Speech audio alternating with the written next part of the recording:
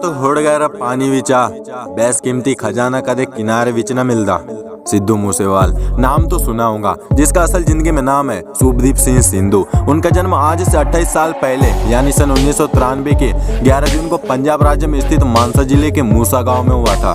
सिद्धू मूसेवाल के बचपन की तो छोटी उम्र से ही सिद्धू को पढ़ाई लिखाई के साथ ही अभिनय और गाना गाने का शौक था। उन्होंने अपनी प्रारंभिक शिक्षा SVM स्कूल मानसा से पूरी की थी और इस दौरान भी वह हर सिंगिंग कंपटीशन में भाग लिया करते थे, जिससे उनका ये शौक अब परवान पकड़ने लगा था। मगर सिद्धू मूसेवाल के परिवार वाले ये चाहते थे कि वो पढ़ाई लिखाई करके कुछ बड़ा करे, इसलिए अक्सर उसने अपना फोकस पढ़ाई लिखाई पर ही ज्यादा रखा। धीरे धीरे वक्त बीतता गया और अब सिद्धू ने अपनी स्कूलिंग पूरी कर ली और इसके बाद वो आंखों में इलेक्ट्रिकल इंजीनियरिंग का सपना सजाकर गुरु नानक इंजीनियरिंग कॉलेज लुधियाना चल दिया। उधर भी उन्होंने पढ़ाई लिखाई के साथ साथ अपने सिंगिंग के शौक को बरकरार रखा।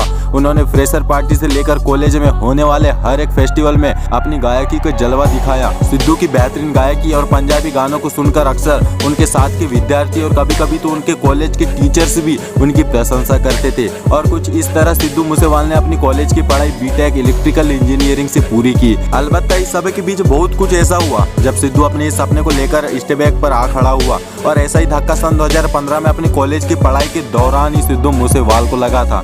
बात दरअसल यह है कि अक्सर जब कभी भी सिद्धू गाना गाया करता था तो उनके मन में एक इच्छा थी कि एक दिन वो अपने गाने को किसी बढ़िया स्टूडियो में रिकॉर्ड करे, उस पर किसी अच्छी म्यूजिक कंपनी का लेबल लगे और अपनी इसी दिल इच्छा को पूरा करने के वास्ते अब सिद्धू कुछ बड़ा करने की ठान लेता है, जिसके लिए सबसे पहले वो कुछ नामी सॉन्ग राइटर यानी कि गाने लिखने वाले को अप्रोच करता है। कुछ तो सिद्धू को साफ मना कर देते हैं तो वहीं कुछ जानबूझकर बहुत ज्यादा पैसे की मांग करते हैं, जो ऑब्वियसली सिद्धू मूसेवाला नहीं दे पाता और फौरी तौर पर उसका गाने गाना और स्टार बनने का सपना धूमिल सा होता नजर आ रहा था। मगर अचानक एक दिन जब इस तरह सिद्धू थक हार कर बैठ जाता है तो एक दिन सिद्धू मूसेवाल को पंजाबी म्यूजिक इंडस्ट्री के एक मशहूर गीतकार का फोन आता है और वो उन्हें कहते हैं, मैं तुम्हें अपने गीत देने के लिए बिल्कुल तैयार हूँ, तुम कल ही मेरे गाँव आकर लिरिक्स ले जाओ। ये बात सुन सिद्धू की खुशी का कोई ठिकाना न था। उस रात सिद्धू को नींद नहीं आई और आती भी कहाँ से। सिद्धू अपनी जिंदगी का एक सपना पूरा करने जा रहा था, एक स्टार बनने का सपना, और इसी सपने को आंखों में सजाए मूसेवाल अगले दिन उस गीतकार के घर में पहुंचता है और जैसे ही वो वहां पहुंचता है तो उसका वहां कोई अता पता ही नहीं होता।